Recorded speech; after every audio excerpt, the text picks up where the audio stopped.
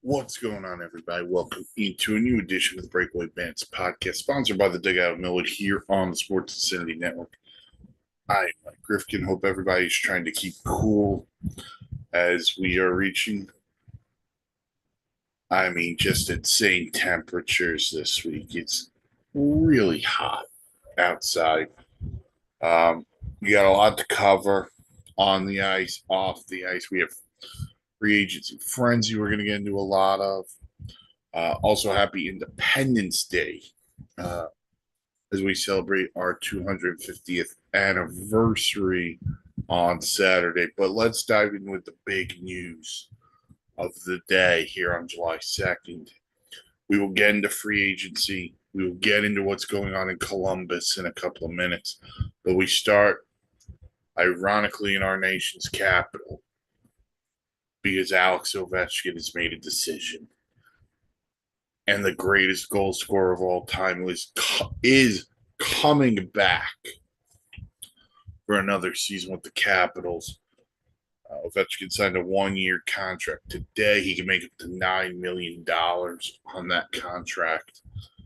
Ovechkin played in every game last season, scored 32 goals, is 929 for his career, which is the most all time.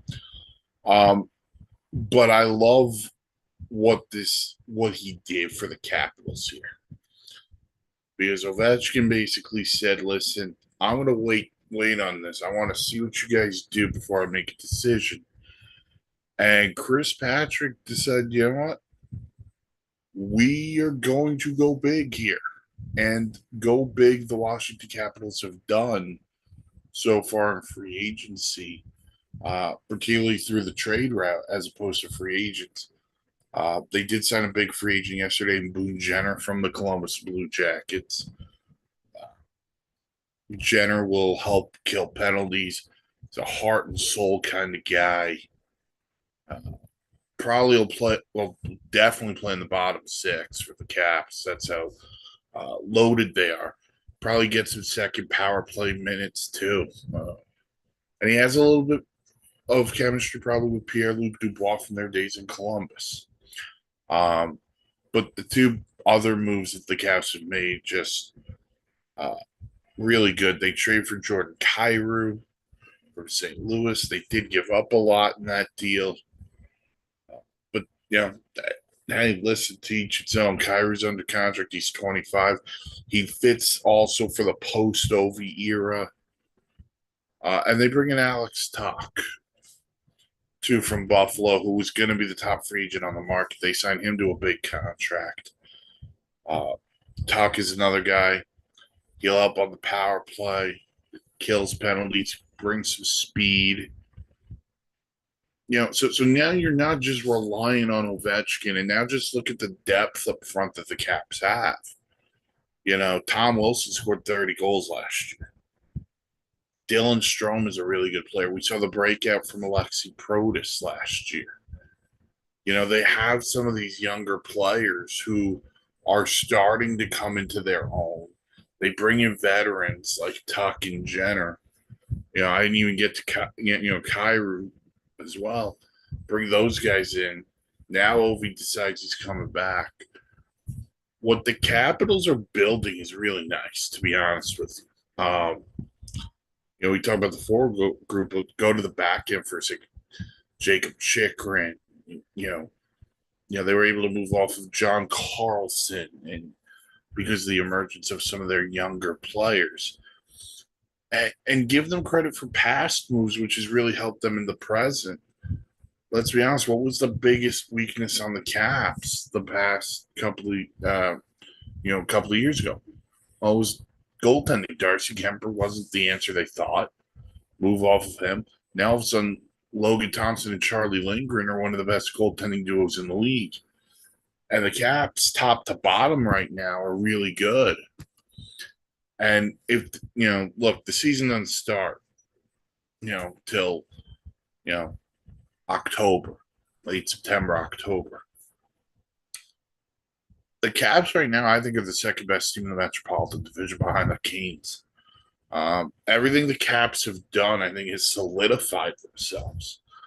I think they right now because of the way the Metro is set up. There's one guarantee. There was one guarantee coming into free agency. That was the Canes. I'm pretty certain right now you could say there's two because I really like what the Caps are doing. So Washington, Ovechkin's back. That's huge, not just for the Caps, but it's also huge for the National Hockey League. Alex Ovechkin, 929. I don't know if he'll get to 1,000, but that chase is just going to be uh, special. So we'll see what happens there. But the Caps, look, they're going all in, and I can't blame them. And I think they're doing a really nice job of going all in. Let's stay in the Metro because we got to talk Zach Werenski here. So Friday night, first round of the draft, started hearing some rumblings about Zach Werenski in Columbus, and there might be a trade, or Werenski had requested a trade, and we never get anywhere with that. And then on Tuesday night, we hear Werenski's Knicks to trade to Dallas. I would have said Thomas Harley to Columbus. And now people are like, well, what's going on with Werenski? He's interested in going to Toronto or Tampa, according to reports. And then this statements came out yesterday from both Don Waddell, the GM of the Blue Jackets, and then Werenski himself came out with a statement. Here's the one from Waddell, and then we'll read Werenski's. This is from Don Waddell, and I quote, earlier this spring, Zach and I met and talked about his future with the Blue Jackets beyond his current contract, and he indicated that he wasn't sure what the future would hold with regards to staying with the club or possibly moving on. During those discussions, we talked about me exploring opportunities to move him now, and we all agreed if there was a deal to be made that I would bring it to him. We found something that would work for the club and took it to him. After some time and discussions with his family, Zach informed us that he didn't want to leave Columbus. He has invested a great deal in this organization, and after coming close and falling short the past 2 seasons, his desire is to win here and get this team back into the playoffs. The past 2 seasons have been very challenging ones, but also ones of growth for our team. Our goals from ownership on down and Zach's goals are the same: to win now, return to the Stanley Cup playoffs, and win a Stanley Cup. Our city and fans deserve nothing less, and we are all on the same page working towards the end. Zach has been a very important part of this organization in our community for a long time, and we couldn't be happier that he will continue to be moving forward. So that's the statement from Don Waddell. This statement is from Zach Werenski. And I quote, Don and I have had a very open and honest dialogue since the season ended. Ideally, this wouldn't have become such a public thing, but that is the world we live in now, and everything got blown out of proportion, in my opinion. I want to win, and I want to do that in Columbus. As I've thought about things and discussed everything with my wife and family, we want to be in Columbus. It has been my home for the past 10 years, and I have always been proud to be a Blue Jacket. We have the best fans in the NHL. I love my teammates and coaches, and I'm looking forward to doing everything I can to get us back in the playoffs to compete for a Stanley Cup. Don and I are completely aligned on that and are excited about what's to come with our team. Close quote. So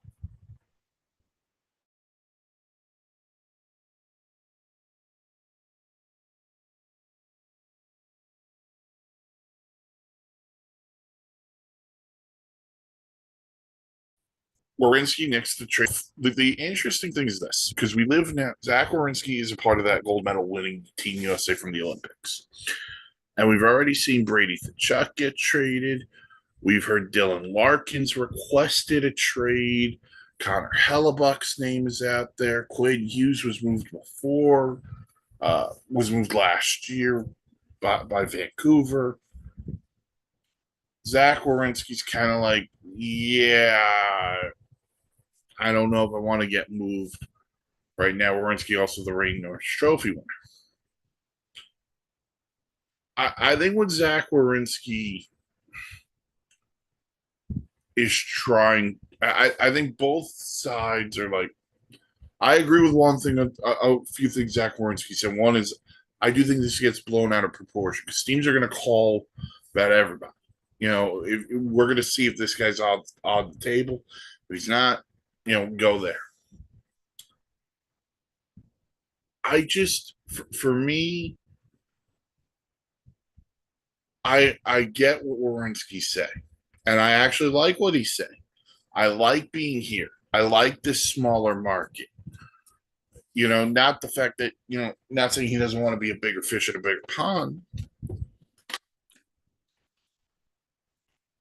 but Zach Werenski is a really good hockey player. He won the Norris Trophy. And if you look at the history of the Columbus Blue Jackets, every star they've ever had has left. Rick Nash, Artemi Panarin, Sergei Bobrovsky. The list goes on and on and on. Coaches have gone. Now you bring in Rick Bowness, who said what he said at the end of the year. You go watch that clip about how he wants them, to work harder, this, that, whatever. Zach Werenski, now with Boone Jenner being gone, and this is not a shot Boone Jenner, Zach Werenski's not only the face of the franchise, I think he's your captain next year. And I think the one thing I heard, I think it was EJ Radick on one of the hockey shows, said, you know what, Columbus should take a big swing here, led by Zach Werenski. And the big swing would be trade for Dylan Larkin. And I sat there thinking to myself, I said, you know what? It's not a bad idea. Larkin may not think it's a great idea because Columbus is, isn't what you think. But that's the kind of swing you want to see the Jackets take. It's time for the Blue Jackets to go big. We saw it a couple of years ago with Nashville.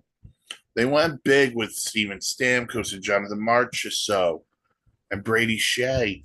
And while it hasn't necessarily worked out for the Preds, you could sit there and say, you know what? I like the fact that they went out and took that swing. Columbus needs to take a similar swing. Minnesota took that swing with the Quinn Hughes trade.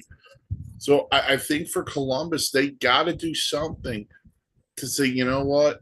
We're not just running back the same group. We're even going to run back a better group. And we're now showing our fan base we're a threat in the Eastern Conference. And I think if you show that not just to the fan base, but if you show that to everybody, my answer, the response would be this. Make Columbus a destination. Because if you make Columbus a destination, look out. That's the big thing here for Columbus. Make Columbus a destination. All right.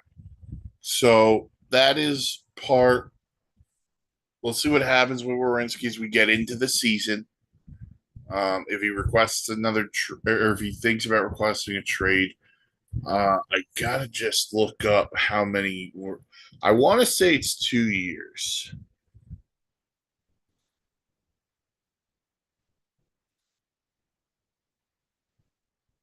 Let's see. So this is from Puckpedia.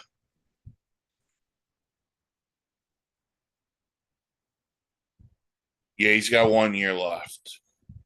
He's got 1 year or 2 years left at $9.5 million.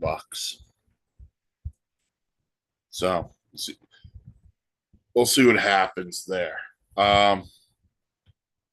But you gotta like what you hear if you're a Blue Jackets fan, and that's the one thing that's really important. All right, let's get into free agency. I wrote a piece last night, came out this morning on the network. Go to the sportscitynetwork.com to read it. I talked about teams whose July 1st and off season so far I've loved, teams I've liked, teams that I don't get so far. And I want to start with one team that I put in the section, not the love. Um, and I'm going to go with the Leafs. And I think that's going to be the big talking point of a lot of people because the Leafs have really remade their roster. Uh, they bring in Sergei Bobrovsky to go in goal. They bring over Darren Raddysh from Tampa. So they brought in the best goaltender on the market. They brought in the best defenseman on the market. And then they did some little things. Nick Paul comes over from Tampa in exchange for Dennis Hildeby and picks. Colt Decisions comes over. Jack Roslovic comes over. You know, they added a couple of other pieces here and there. The one thing I liked that the Leafs did was they didn't get carried away on long-term deals.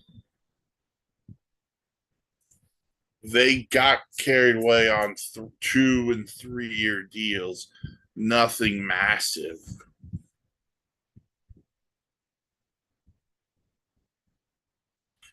Uh, Sorry about that.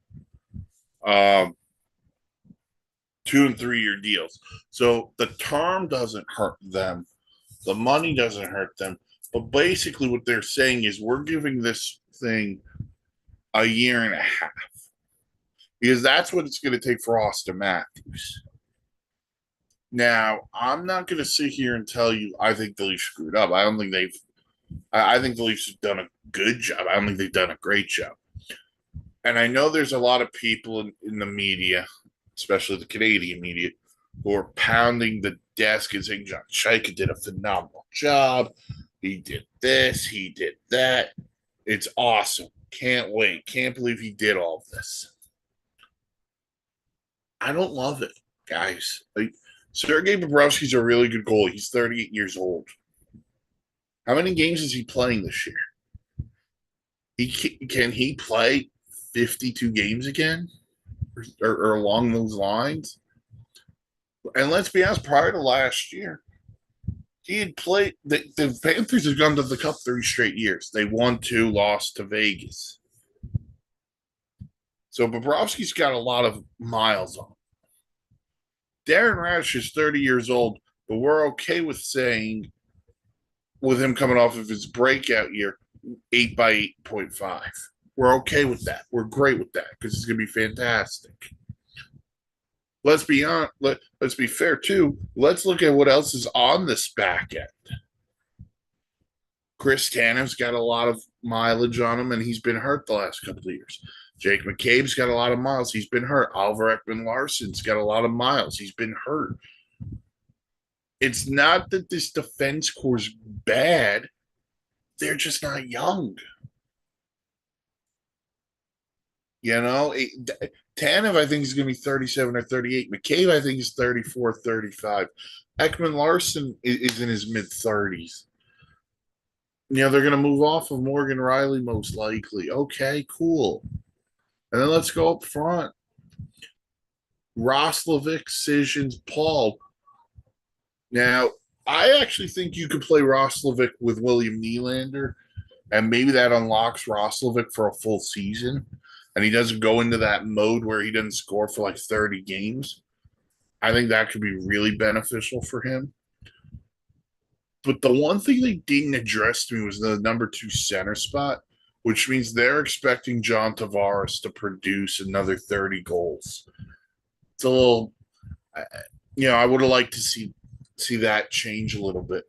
But I can't sit here and guarantee you the Leafs are better today. They're better today than they were yesterday. But I can't guarantee you they're a top 3 team in the Atlantic Division. I can't do it. Florida's better because they're going to be healthy. Buffalo is really good, even though they didn't really do much yet. Tampa Bay is still really good. The Bruins might not be what you think they are, but the Bruins are always lurking. Montreal is young and hungry. And even though they didn't do anything, their steps last year, I can't guarantee the Leafs are a playoff team. Are they a more competitive team? Yeah, probably. But I'm not going to sit here and bang the drum and go, the Leafs are going to be a playoff team. So we'll see what happens. But all of this was to do one thing and one thing. And I don't even think it was John Chaika's idea. This was Keith Pelly's idea. We're doing this to placate Auston Matthews to make sure Austin's willing to stay. They don't want to see what happened in Ottawa happen in Toronto. But here's the news flash. If the Leafs lose or don't make the playoffs next year, Auston Matthews might have to be put in the same spot Mitch Marner was in last year.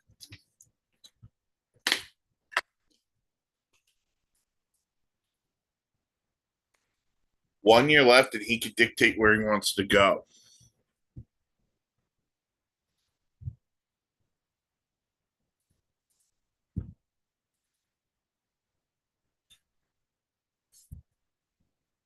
I think the Leafs were smart in being aggressive, but they didn't really address the things I would have liked. Speed. They addressed the back end. I still think they should move off of one of McCabe or Tanev, but we'll see what happens. But I like what the Leafs did. I don't love it, but I like it. The three on my love list, though. I'm going to start with Nashville. Chris McFarland's done a really good job since coming over from Colorado. And he did it by signing former Avs. You know what I'm saying? First, he gets Ross Colton in a trade. Then he gets Jack Drury in a trade. Now he signs Alex Kerfoot. Oh, by the way, because the Dallas Stars, like the Avs, are in a salary cap hell. Getting Dallas in a few minutes. We can add Maverick Bourque and Ilya Lyubushkin.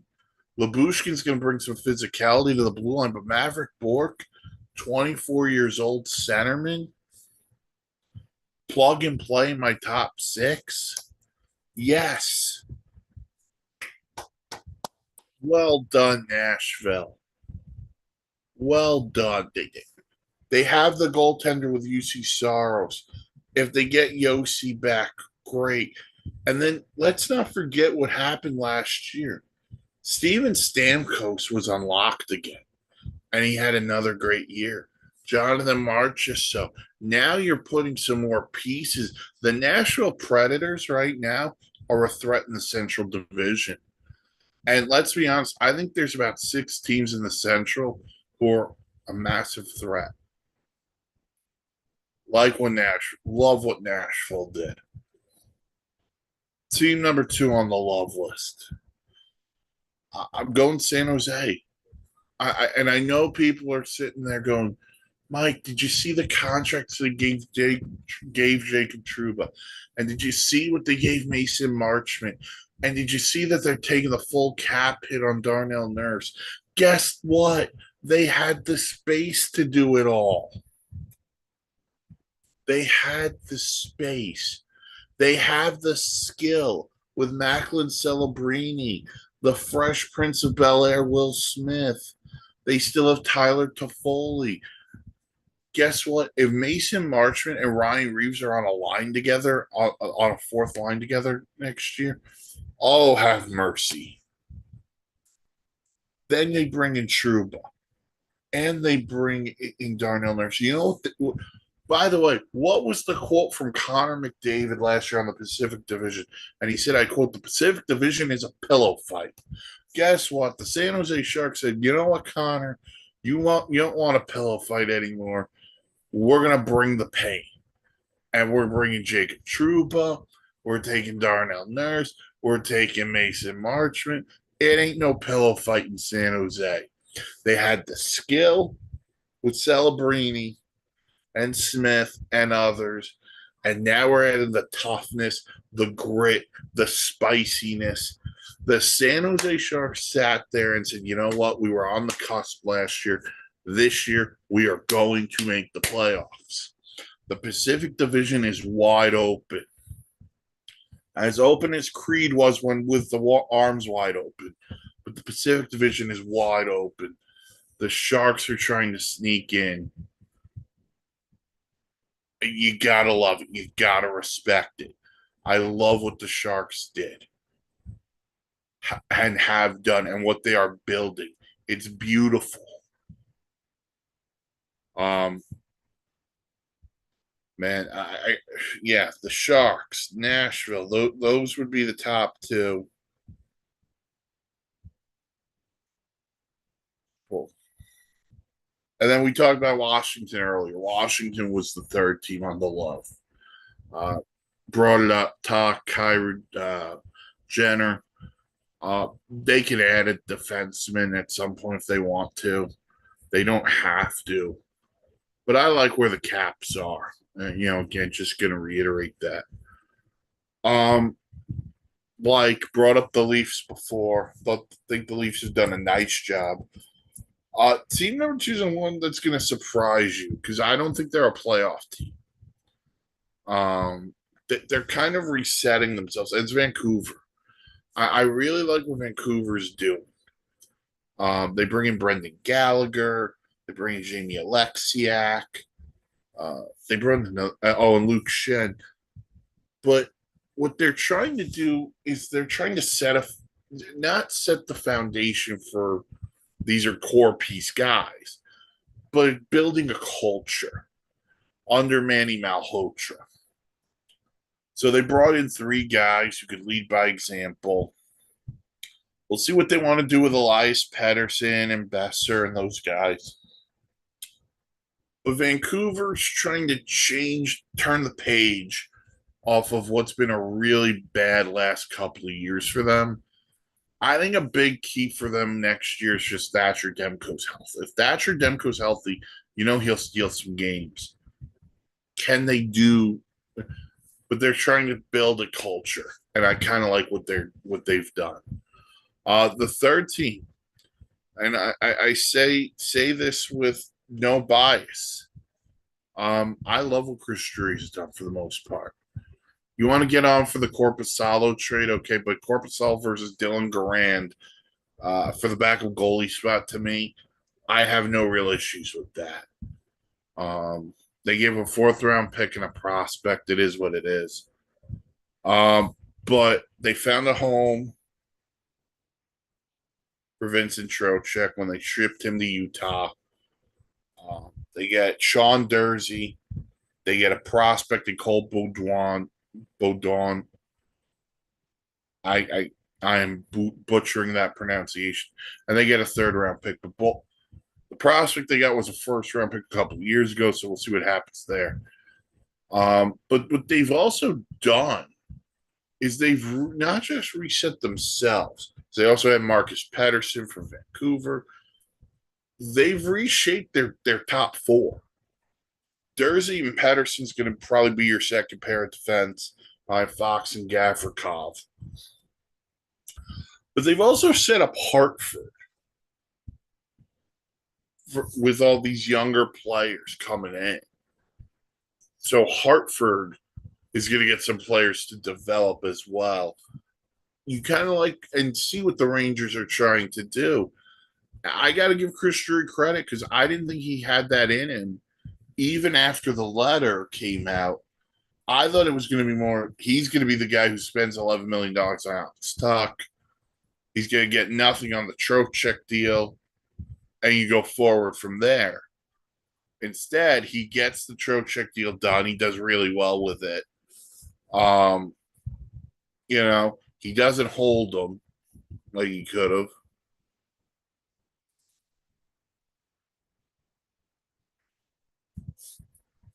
And look, the Rangers are in a spot right now. They love what they saw from Gabe Perreault at the end of last year. And look at the Rangers last 6 weeks or so of the season. They played much better. And then let's look at what else they did. Oh, they added some scoring. Remember early in the year, they couldn't score to save their lives? Guess what? Oliver Bjorkstrand, 1 year, 4.15 or 25 mil. Okay. There's a guy who's going to play in your top nine. Oh, and then they had at the draft. Forget the draft pick at 5, Albert Smith, who might play a little bit on the back end. How about the signing shirt for Pavel Dorofeyev, which was for the 26th overall pick, the 92nd overall pick, and a 2028 top 10 protected pick. Signed Dorofeyev 7/11, 7 years, 77 million. To me, 20, 25 years old. Okay, I'm in. Chris Drury has had the best offseason I think he's ever had as the Rangers general manager. He's done a really good job this summer. Knowing how angry the fan base is, and after witnessing the Knicks win, Chris Drury knew he was on the hot seat. He did a very good job reshaping the blue line, reshaping what Hartford's going to look like, and he added some scoring punch. So, love Washington, Nashville, San Jose, like Leafs, Canucks, Rangers. I'm going to add a team who I didn't put in the article. I like what Tampa Bay's doing. They added John Carlson last night. That's a huge deal. He walks right into the spot occupied by Darren Radish, who left. Carlson for 2 for 17. You take that all day. They added Ilya Mikheyev, who I think slots in perfectly in a bottom 6 role. Maybe you play him with Yanni Gourde.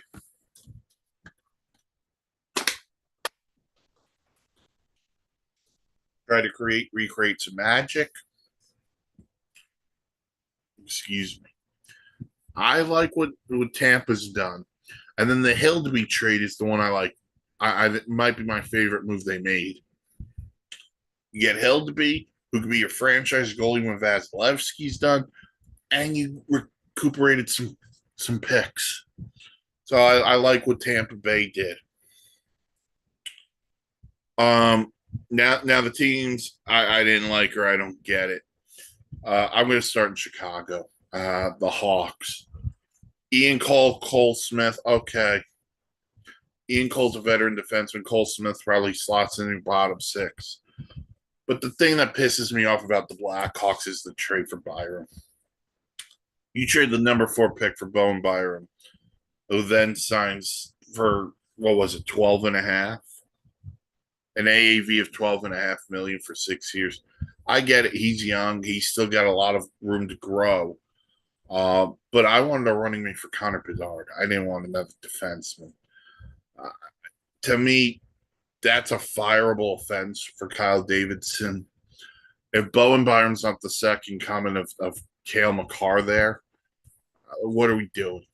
That should have been used on a guy to help Connor Bedard, not the back end. So that's a frustrating one for me. At some point the Blackhawks have to take the next step. I don't know when that's going to be because the Central is going to be just competitive as hell. By the way, they still need to get Connor Bedard extension done. I don't think they've done anything to satisfy what he wants. So that's frustrating for me if I'm a Hawks fan. 2, Oilers. And I get it. People are going to be like, Mike, they added the goalies. We wanted them to add goalies.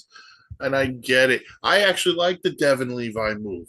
I think that could alter some things. But Freddie Anderson, and by the way, Freddie Anderson was sensational up until the Stanley Cup final. He was sensational for the first 3 rounds of the playoffs. But the Oiler defense is not what Carolina's defense is.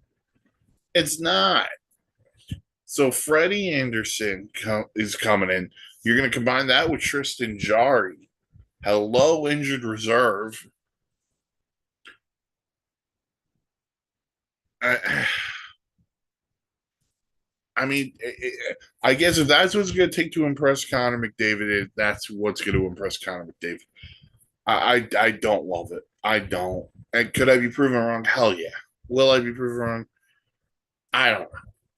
I don't know. I'm just not there.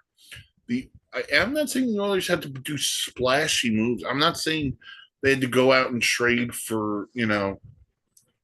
By the way, you couldn't assign Sergei Bobrovsky for the 3x7, three 7 million a year for three. You couldn't do that. Couldn't have worked around that a little bit. That would have excited me more. Buying out Jari and then signing Bobrovsky and then adding Levi, that would have excited me more than what the Oilers did. I, I don't love them. I just don't think this is enough to say Oilers, that puts them over the edge. And the third team I don't love is the LA Kings. And I say this with all due respect because I know the Kings added what they wanted to add, which was some offensive fire punch. Matt Zuccarello comes in. They're bringing back Scott Lawton. They're also bringing back Corey Perry. There was one other name. Oh, they added Eric Hall. But they all added guys over the age of 30. All is 35. Lawton's going to be 33. Zuccarello's 38. Corey Perry's 41. The LA Kings had an opportunity to do something. When Andre Kopitar announced retirement, they kind of could have reset and said, you know what? We're going to build this thing around the Adrian Kemp base and the Quentin Byfields and some of our other younger players. I know they have they got Artemi Panarin too at trade deadline last year. And they locked them up, so they kind of have to go for this. And again, the term on these players isn't long. But I just don't love what the Kings did. And I thought they were the only reason they made the playoffs last year was they went to overtime a lot. I think I could think of three teams in the Pacific right now who are better than them. The Oilers, I think, are better than the Kings.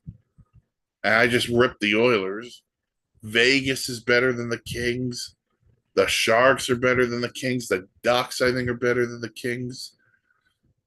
I'm not sold this Kings team. They're banking a lot on Kevin Fiala coming back and being a beast. I'm just not there on the Kings. I don't love it. I don't love what the Kings did. Don't love what the Oilers did. Don't love what the Blackhawks did. I'll tell you this. I'll give you a couple more that I don't love. I didn't love the AJ Greer contract that the Ducks gave him, but I understand. By the way, that's the other thing.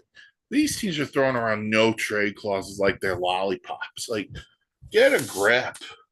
AJ Greer's got a modified no trade clause. Who the hell's AJ Greer to get a modified no trade? These teams are just throwing them around. And when the CBA's up, we got to have that conversation. Maybe we have to limit the amount they give. But yeah, Detroit. What is Detroit really doing? They want you to believe that they could keep Dylan Larkin. I'm not a believer in it, but they're trying as hard as they can. Boston, we haven't heard a lot from. Buffalo, we're waiting to see if anything is going on with Patrick Kane. Actually, you know what? Team I didn't mention. I like what Utah did. Utah's another one. The Trocheck deal, they bring in Andrews Lee. So they bring in some veteran pieces to help stabilize that young core. They make the JJ Peterka deal too.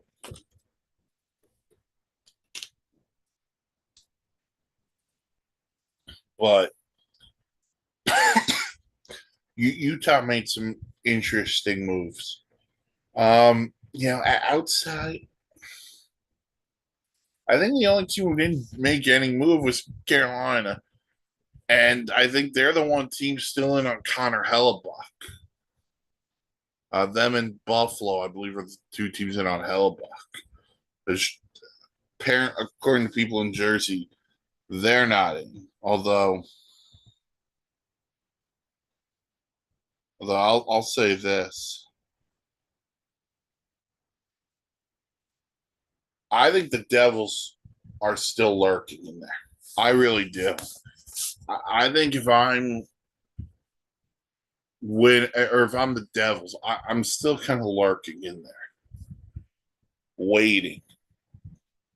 Because I think that third spot in the Metropolitan right now is up for grabs. I don't think Pittsburgh can run away with it. I think Philly might take a step back. Some of these other teams took step forwards. The Islanders under Pete DeBoer are going to be really interesting. I told you how much I like what the Rangers did. Columbus under Bonus, we'll see what the work ethic looks like. Third spot in the Metro is open. And I told you we talked Dallas a little bit, we'll get into the stars here. They lose Bork because they had to make the deal because the offer sheet.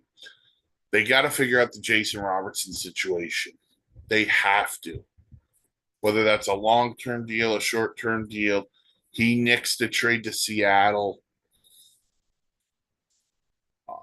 But they got to figure that one out. Whether they trade him or keep him, they just got to find a solution here. We'll see what happens, but this is not one that should play deep into the summer. This is something they got to take care of now. I would trust Jim Nill, but this is a really interesting situation. And then two teams, one I'm confused by, one I'm kind of I don't know what to expect. St. Louis confuses me because they go out and they trade Kyrou, and then they're a little bit aggressive in free agency with some of the guys they're trying to bring in. So I'm kind of confused on what the direction is for St. Louis. That one kind of is weird to me. And then Seattle. I know they helped out Florida with the Samoskevich deal. They went for Robertson, but they got to find a way to get some more offensive punch. They lost Jaden Schwartz to Colorado, which was one of my favorite deals of yesterday. Jaden Schwartz and Brock Nelson could be a really nice second or third line duo for the Colorado Avalanche. But Seattle's got to find a way to get more impactful with Beniers and company. But we'll see what happens with the Kraken. We're only 2 days into free agency. Had a heck of an offseason so far. And we still got some names on the market. Patrick Kane's on the market. Patrick Laine's on the market. Claude Giroux's on the market. We'll see what happens, guys. We will see what happens as free agency continues. If there's a massive deal, we'll break the news here on the Sports Insanity Network, which, by the way, we're on YouTube. Like, comment, subscribe, ring the bell thing for notifications. Go to the website, sportsinsanitynetwork.com, for great blogs, vlogs, planes, trains, and automobiles. Go to the socials, Facebook, the Sports Insanity Network, Twitter, Insanity Real. You can follow me personally on Twitter at Pubmaster, if you can same name on Blue Sky. Everyone, again, stay hydrated, try to stay cool. Happy Independence Day from everyone here at the network. Thank you for listening to this edition of the Breakaway Bandits podcast, sponsored by the Dugout of Millwood. I am Mike Rifkin, and we will talk to you all